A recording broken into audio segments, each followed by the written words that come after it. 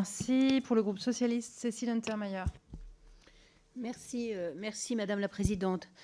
Bien, alors cette mission justice, nous nous réjouissons de ce beau doublé, de cette augmentation de 8% par 2 fois. Je ne renie pas du tout les propos qu'avait tenus Jean-Jacques Urvoas disant le problème de la justice, c'est son budget. Il n'a pas gagné les arbitrages ministériels. Il y avait sans doute d'autres raisons à cela, un autre contexte. Mais en tout cas, nous souhaitions bien sûr cette augmentation parce que nous savons que cette institution est sous l'eau. Cette institution, elle est sous l'eau et c'est vrai que ces crédits par 2 fois, sans la remettre au niveau convenable de nos homologues européens, permet, me semble-t-il, d'atteindre un niveau minimum pour poser de manière un peu plus sereine les réformes qui s'imposent. Parce que je dirais que si c'est le budget de la justice, effectivement, qui est son problème, je pense qu'ensuite, on ne pourra pas faire l'économie d'une réflexion appuyée sur les points sur lesquels il faut vraiment avancer, mettre des crédits et ne pas en mettre. Alors, je pense aussi que ces crédits qui sont donnés, c'est aussi redonner de la fierté au personnel qui travaille dans ces institutions. Et pour ma part, j'y suis très sensible.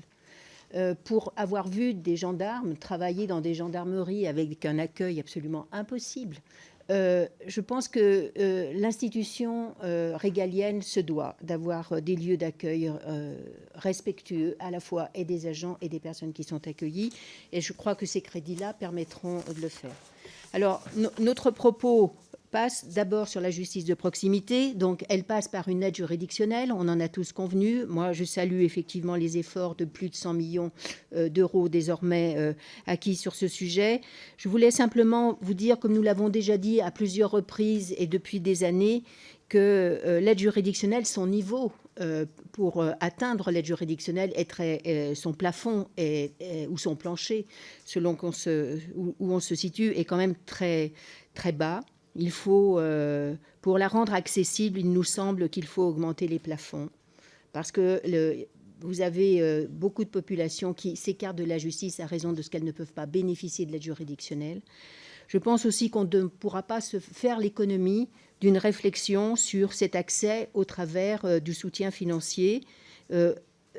Justice de premier ressort, certes, justice d'appel, et je ne parle pas de la cassation, avec les avocats au Conseil et à la Cour de cassation qui ne permettent quasiment pas à beaucoup de particuliers d'agir jusqu'à ce niveau-là. Justice de proximité, elle passe à notre avis aussi par l'amélioration des délais de traitement, ça vous l'avez dit, c'est un cheval de bataille que vous avez, sur lequel effectivement vous avez beaucoup travaillé, nous aussi, et nous n'hésitons pas à considérer qu'il faut encadrer les jugements par des délais, et particulièrement en matière civile, puisque l'objectif est de réduire les stocks de dossiers, améliorer les délais de traitement. Et ma première question sera comment comptez-vous faire concrètement, sachant que, si j'ai bien compris, sur les 720 emplois équivalents temps plein qui seront créés, seuls 40 iraient dans les services judiciaires. Est-ce que cela sera suffisant ? Alors, peut-être me trompais-je, mais je souhaite effectivement qu'on puisse nous dire comment vous pensez pouvoir réduire ces délais. Ensuite, elle passe par un maillage territorial. Le maillage territorial en matière d'accès à la justice. Il existe actuellement 2000 points justice. Il est prévu que le maillage territorial se poursuive en 2022. Pouvez-vous nous indiquer quel sera le nombre de points justice prévus fin 2022 permettant à la population d'y avoir accès à moins de 30 minutes en voiture et leur répartition sur leur territoire, notamment en ruralité. Je voulais vous dire qu'à Louhans, nous avons une maison de l'État et cette maison de l'État abrite les services de la justice. Parce que lorsqu'il y a eu la réorganisation de la carte judiciaire avec Rachida Dati, le tribunal d'instance a disparu et la justice a disparu sur ce territoire.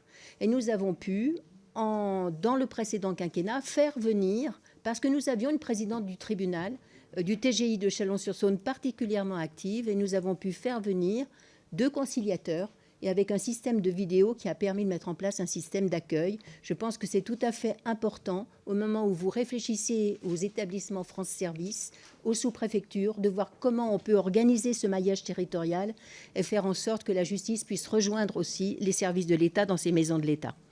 Enfin, elle passe, et ça c'est un sujet sur lequel nous devons travailler, nous semble-t-il, par une application des jugements. Nous avons beaucoup de jugements qui sont rendus in fine, mais ces jugements ne sont pas appliqués.